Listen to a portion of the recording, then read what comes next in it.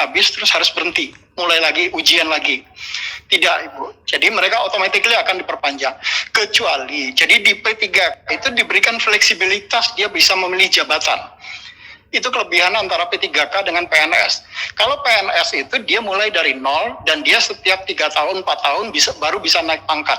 Tapi untuk P3K dia tidak. Kalau dia diangkat muda misalnya, selagi dia masih di posisi jabatan guru muda misalnya, maka sampai kapanpun kontraknya akan tetap berlaku tanpa ada rekrutmen kembali. Tapi kalau 2 tahun setelah itu dia ingin melamar, ada pembukaan jabatan baru misalnya untuk guru madya, maka dia bisa mendaftar untuk guru madya tanpa dia kemudian harus mengikuti seperti skemanya pegawai negeri sipil. Jadi ada fleksibilitas yang diberikan kepada P3K di dalam proses pengangkatan. Jadi contohnya paling gampang gini, kalau seseorang diangkat jadi guru, misalnya jadi guru pertama, sebetulnya dia merasa karena dia memiliki pendidikan S2 misalnya, saya mampu kok sebetulnya menjadi guru madya gitu. Padahal kalau untuk mencapai ke madya, dia harus dari pertama masuk ke muda dulu, terus baru ke madya. Gitu. Nah, karena dia merasa mampu untuk bisa masuk ke madya, maka dia bisa ikut mendaftar untuk di madya tanpa harus mengikuti skema yang pertama dan muda tadi. Tapi begitu dia masuk ke madya, dia baru ikut seleksi kembali karena dia berada di level jenjang jabatan yang berbeda. Tapi kalau dia masih di level jenjang jabatan sama-sama pertama, maka kontraknya tidak akan pernah diberhentikan atau tidak akan pernah putus bagi yang bersangkutan. Jadi sampai usia 60 tahun batas usia pensiun yang ditetapkan.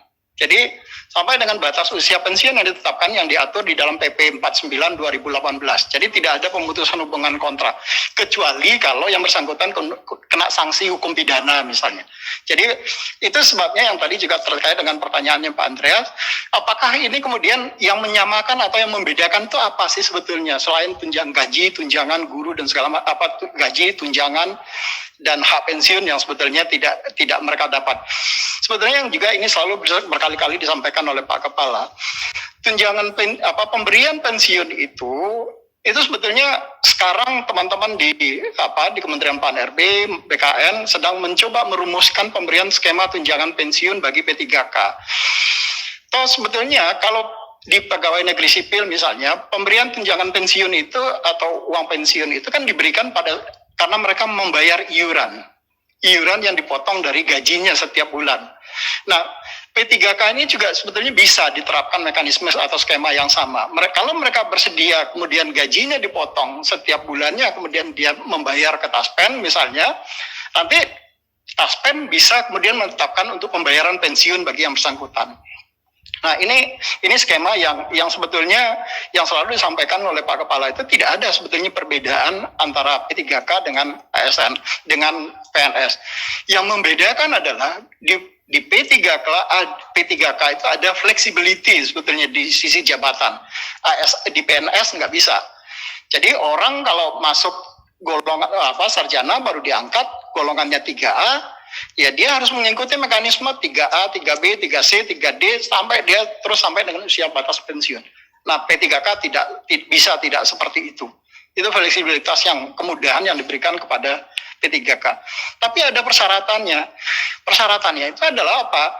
Untuk menjadi P3K dia harus profesional. Dia harus memiliki kompetensi yang sesuai dengan bidang jabatan itu. Jadi tidak bisa kemudian orang yang tidak memiliki kompetensi kemudian bisa menduduki jabatan itu. Itu sebabnya kenapa kalau dia masuk level jenjang jabatan yang berbeda, seleksi diulang kembali di situ. Kalau dia dalam jenjang jabatan yang sama, maka kontraknya tidak akan putus kecuali ada pelanggaran yang sesuai dengan PP 53 2010. Mungkin itu Bu Ketua tambahan dari kami. Terima kasih. Assalamualaikum warahmatullahi wabarakatuh. Luar biasa Pak Suharmen. Jadi inilah yang mungkin tidak pernah juga didengar oleh teman-teman P3K, sehingga teman-teman guru honorer ini seperti pokoknya kalau nggak PNS nggak. Kan ada yang sebagian begitu. Ada yang mengatakan kalau kita disuruh tes ya pasti kalah. Tapi kemudian sudah disolusi oleh teman-teman dari Dirjen GTK. Nah, ini ternyata lebih menarik menjadi P3K. ya, karena tidak harus menunggu 4 tahun. Kalau ada tawaran jabatan pada 2 tahun berikutnya bisa mendaftar. Nah, mungkin saya mewakili teman-teman dari guru honorer ini pengen bertanya, kan ini hal baru, Pak. Saya juga baru dengar. Saya yakin teman-teman ini bertanya itu juga karena baru dengar. Dan ini adalah hal yang luar biasa. Jika pada saat proses pendaftaran yang baru, nih misalnya saya nih pegawai P3K, kemudian ada mau menjadi guru madya, daftar saya. Sekarang saya posisi guru muda P3K. Apakah saya harus berhenti dulu sampai dengan proses itu selesai kalau mau ikut seleksi itu? Atau saya dapat menunggu sampai ada kabar bahwa saya diterima atau tidak? Atau saya harus mengundurkan diri dulu sebagai guru muda? Silakan, Pak. Ya, terima kasih, Bu.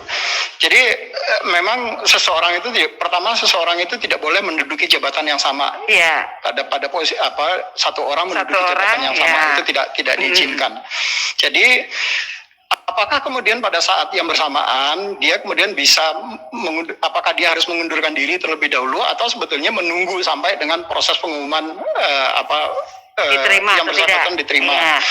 Nah, teknis ini sebetulnya belum ada permenpannya. Tetapi sebetulnya di dalam PP 49 2018 itu seseorang kemudian bisa sangat fleksibel, dia mengambil jabatan apapun yang dibuka kalau dia memang merasa mampu untuk menduduki jabatan itu.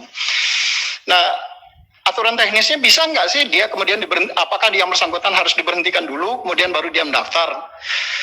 Rasanya sampai sekarang kami belum bicarakan itu, Ibu. Jadi apakah yang bersangkutan ini harus diberhentikan dulu atau kemudian dia masih dalam jabatan yang sama kemudian boleh ikut mendaftar?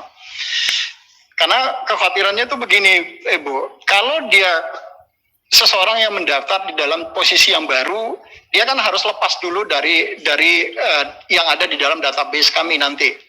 Nah, kalau dia tercatat sebagai ASN terus kemudian dia juga mendaftar kembali di dalam ASN, berarti kan dia akan ada di dalam 2 kali jabatan yang sama. Ini biasanya kalau di sistem di kami pasti di-reject salah satunya. Iya. Jadi yang bersangkutan itu harus melepaskan dulu. Tetapi bagaimana nanti aturan teknisnya, apakah untuk P3K ini kemudian harus bisa di hold dulu misalnya? Ini yang nanti akan kami lihat bersama-sama dengan teman-teman di Menpan. Karena kalau teman-teman Menpan kemudian sudah menetapkan aturannya bisa untuk dilakukan itu, BKN tentu akan mengikuti mekanisme itu. Demikian. Iya, Pak, terima kasih. Karena kalau undang-undangnya berbunyi logikanya seseorang tidak boleh berada pada 2 jabatan yang sama, kan kalau daftar belum jabat, Pak. Ya kan? Ya, kami berharap kebijakan dari pemerintah juga bisa memihak kepada teman-teman yang mau naik tingkatan ini. Kan itu yang mungkin membuat berat kenapa kok mereka memilih menjadi PNS daripada menjadi P3K. Karena kalau PNS kan untuk naik jabatan dia nggak harus berhenti, kan lancar saja, sudah jelas ini gitu kan, nggak pernah turun pangkat, naik terus, nggak pernah turun golongan, naik terus kan.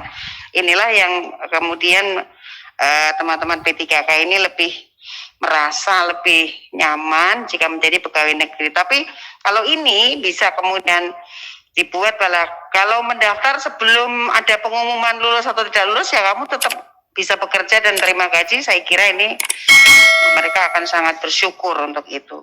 Terima kasih.